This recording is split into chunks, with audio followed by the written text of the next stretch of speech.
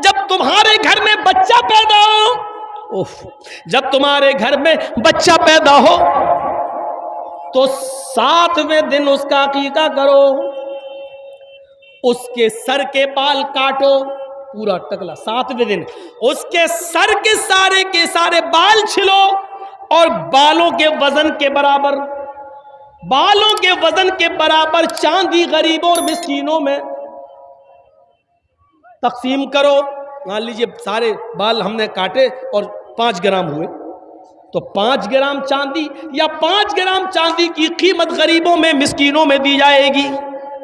और ये इस्लाम का एक हिस्सा है, इससे आप बच नहीं सकते हो।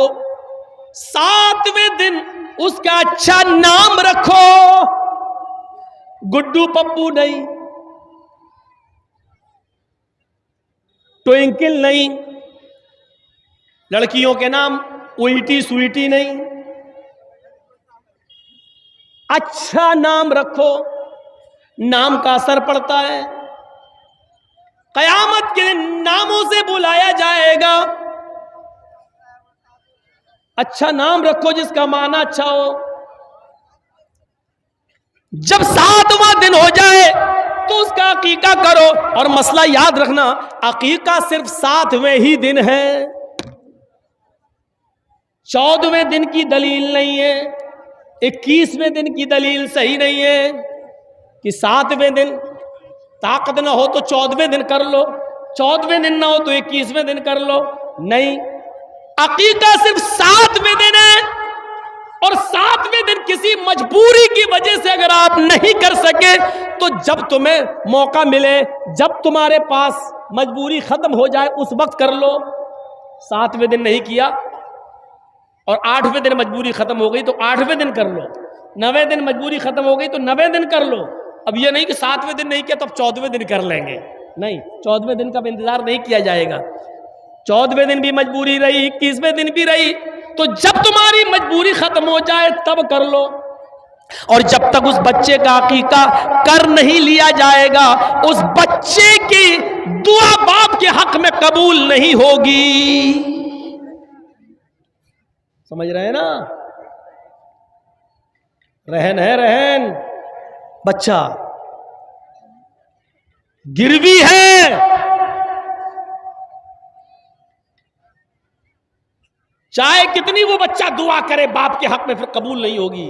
अगर अमदन कसदन जानबूझकर इस्तिताअत के बावजूद आपने उसका अकीका नहीं किया तो ये बाप के ऊपर एक कर्ज है, जब तक वो इसको अदा नहीं करेगा। हाँ, बच्चा 20 साल का हो गया, अब मजबूरी खत्म हुई है तो अब कर दो। बाप 20 साल तक अपने बच्चे का अकीका नहीं कर सका मजबूरी की वजह से और इंतकाल हो गया, तो बच्चा खुद कमाने लगे तो वो अपना अकीका खुद भी कर सकता है। लेकिन करना है, अगर इस्तिताअत हो जाए तो करो, करना है। याद रखिए 7वें दिन अकीका करेगा, जब बच्चा पैदा हो तो 7वें दिन अकीका करो। 7वें दिन उसका अच्छा नाम रखो, उसके सर के सारे बाल छील कर बालों के वजन के बराबर चांदी या उस चांदी की कीमत गरीबों और मिस्कीनों में तकसीम करो। लड़का है तो 2 जानवर और लड़की है तो 1। गाय नहीं चलेगी, भैंस नहीं चलेगी, ऊंट नहीं चलेगा, बड़े जानवरों में अकीका नहीं होगा। अकीके के लिए भेड़ बकरी चाहिए, दुब्बा, इन्हीं जानवरों में अकीका होगा। लड़का है तो 2 और लड़की है तो 1।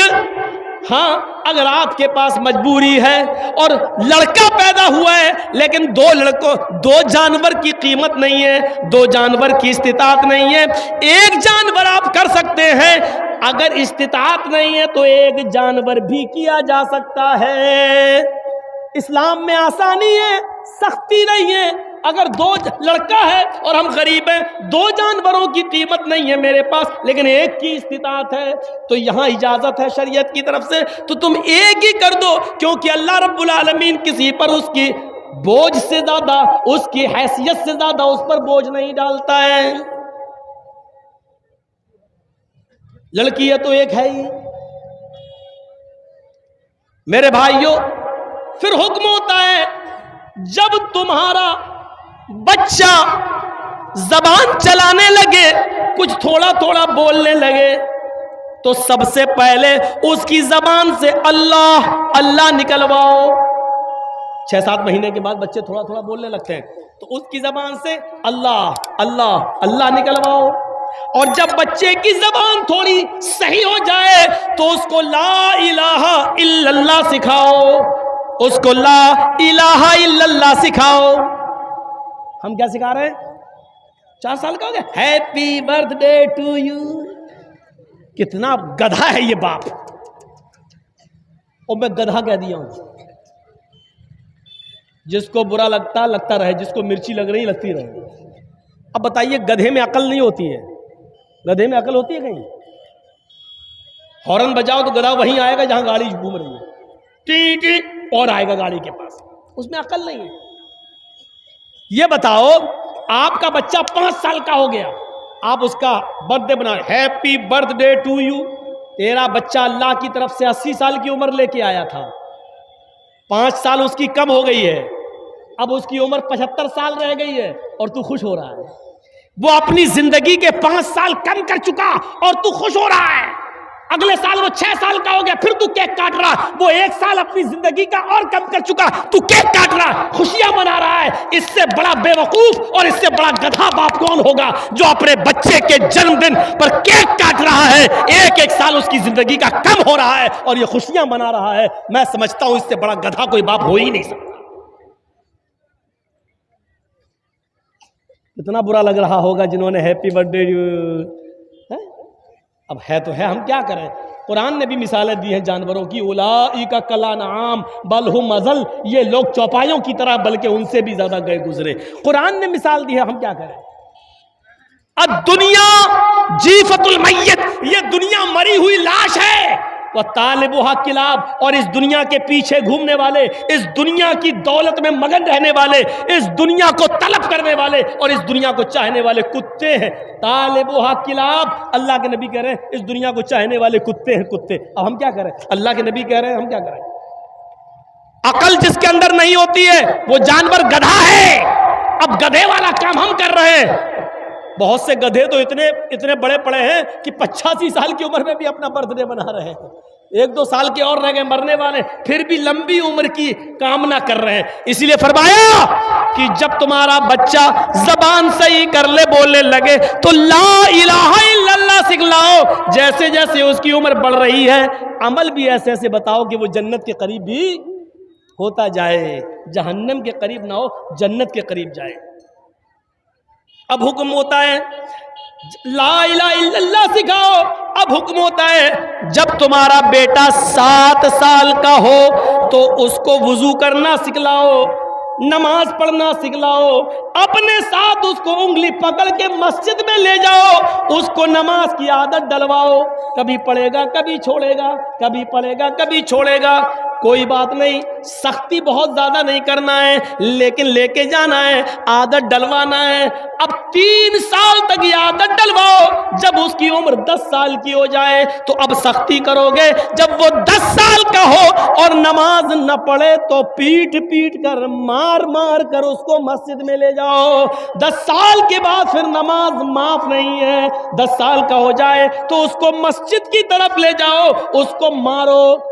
10 साल का बेटा नमाज न पढ़े तो बाप मारे, 40 साल का बाप नमाज न पढ़े तो कौन मारे?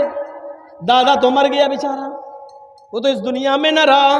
याद रखो, जो 40 साल की उम्र में बाप नमाज नहीं पढ़ रहा है तो उसका 10 साल का बेटा कैसे नमाज पढ़ेगा?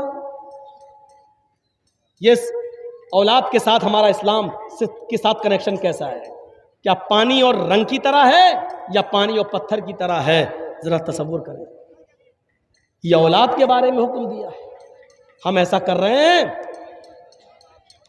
10 साल के बाद एक सहाबिया थी, मुस्नद अहमद की हदीस है, एक सहाबिया थी, उनके घर में बच्चा पैदा हुआ। जब भी वो पेशाब करता था, माँ पानी का बर्तन लाती थी और उसकी शर्मगाह पे डाल देती थी। तरबियत देखिए, पेशाब किया, माँ ने बर्तन लिया और उसकी शर्मगाह पे डाल दिया पानी। जब वो बच्चा चलने के लायक हुआ, जब वो बच्चा चलने के लायक हुआ और उसका पहला दिन था अपने पैरों के बल खड़े होकर चलने का, मतलब चलने का, जब पहला दिन था बच्चा चला और बच्चे को पेशाब लगा, तो बच्चे ने पानी का प्याला देखा, यानी वही मिट्टी का बर्तन होता था उस जमाने में, बच्चे ने पानी का बर्तन देखा और उसको पेशाब लग रहा है। बच्चा बैठता है, पानी का बर्तन दोनों हाथ से उठाता है, उस बर्तन में थोड़ा पानी है लेकिन उस बच्चे को मालूम नहीं है, बस वो बच्चा पानी उठा रहा है। अब वो पेशाब कर रहा है, जब पेशाब करता है तो पानी लेकर वो अपनी शर्मगाह पे डाल रहा है, उसको अभी ये नहीं मालूम कि ये क्या है, इस्तिंजा है। उससे पहले हमें पानी के एक एक कतरे को निकालना पड़ेगा, उसके बाद दाहिने हाथ से पानी का बर्तन लेकर हम बाएं हाथ से अपनी शर्मगाह को पकड़कर उसको धोएंगे। उस बच्चे को ये कुछ नहीं मालूम, उसको सिर्फ इतना मालूम है कि जब भी मैं पेशाब करता था मेरी माँ पानी डाल देती थी। उस बच्चे ने पानी का प्याला लिया, पेशाब जमीन पर किया और पानी लेकर ऐसे ही डाल रहा है जैसे उसकी माँ डालती थी। माँ अपने बच्चे के इस मंजर को देख रही है, माँ की आंखों में खुशी के आंसू है। जब बच्चा पेशाब करके पानी डाल लेता है कहती है फुस्तु बिरब्बिल काबा, अल्लाह की कसम में कामयाब हो गई, अल्लाह की कसम में कामयाब हो गई। मैं अपने बच्चे को जो तरबियत देना चाहती थी, जो सिखाना चाहती थी, वो मैं सिखा चुकी हूँ। अल्लाह की कसम में अपने बच्चे की तरबियत में कामयाब हो गई हूँ। 1 साल का मुश्किल से बच्चा, 1.5 साल का मुश्किल से बच्चा और पानी का प्याला लेकर पेशाब करने जा रहा है और माँ ने कहा मैंने जो तरबियत दी वो बच्चे को तरबियत आ गई है, अभी पेशाब कर रहा है, ठीक है, कल उसको अकल भी आएगी। ऐसी तरबियत माएँ ऐसी तरबियत देती थी। एक माँ ये थी जिसने अपने बच्चे को ये तरबियत दी, एक माँ वो थी जिसने अपने बच्चे को डाकू बना दिया। सुल्तान डाकू का नाम सुना होगा आपने, बहुत बड़ा क्रिमिनल गुंडा, पकड़ा गया, मुकदमा चला और उसको फांसी की सजा सुना दी गई। जब फांसी के तख्ते पे ले जाया गया तो पूछा गया सुल्तान डाकू से बताओ तुम्हारी आखिरी तमन्ना क्या है। उसने कहा कि मेरे सामने मेरी मां को लाकर खड़ा कर दिया जाए और मेरी फांसी मेरी मां की आंखों के सामने दी जाए। उसकी मां को लाया गया, मां रोते हुए आई। सुल्तान डाकू अपनी मां से कहता मां क्यों रो रही हो, क्यों रो रही हो, ये तो होना ही था। आज मैं फांसी के फंदे पर, फांसी के तख्ते पर तुम्हारी वजह से लटक रहा हूं, तुम मुझे मार रही हो। पुलिस वालों ने उस वक्त हैरत से पूछा तुम्हारी मां ने क्या किया, वो तो रो रही बेचारी। कहा नहीं पुलिस वालों तुम्हें नहीं मालूम, जब मैं 5 या 6 साल का था मेरी मां ने मुझे पैसे दिए कि एक अंडा खरीद कर लाओ। मैं अंडा खरीदने गया, अंडा दे दिया अंडे वाले ने और पैसे देना मैं भूल गया, उसने भी पैसे नहीं मांगे और मैं अंडा लेके चला आया। मैंने अपनी मां को अंडा दिया और कहा मां हमने अंडे वाले को पैसे नहीं दिए। मां ने कहा शाबाश बेटा तुमने बहुत अच्छा किया, अब इन पैसों से शाम का भी खाना बन जाएगा। एक अंडे की चोरी के बाद फिर मेरे हौसले बढ़ गए, फिर मैं यहीं से चोर बनने लगा और चोरी में कामयाब होते होते मैं डकैत बन गया और डाकू इतना बड़ा बना कि जब लोगों से माल छीनने लगा और लोग माल देने में जब कतराने लगे तो उनकी जान लेने लगा। किसी की जान लेना मेरे लिए आसान हो गई और फिर मैं पकड़ा गया और उस जुर्म में मुझे आज फांसी की सजा सुनाई गई। अगर मेरी मां ने 6 साल की उम्र में जब मैंने पहले अंडे की चोरी की और उस दुकानदार को पैसा नहीं दिया। अगर मैंने अंडा अपनी माँ को देते वक्त इसके बारे में बताया होता कि ये चोरी का अंडा है, और उसी वक्त माँ ने एक थप्पड़ मेरे गाल पे मारा होता या मेरी पीठ पर मारा होता और मेरी उंगली पकड़ कर लेकर ये पैसे उस दुकान वाले को दिए होते या अंडा वापस कर दिया होता, तो आज मैं इतना बड़ा चोर और इतना बड़ा डाकू नहीं बनता। इसकी जिम्मेदार मेरी मां है।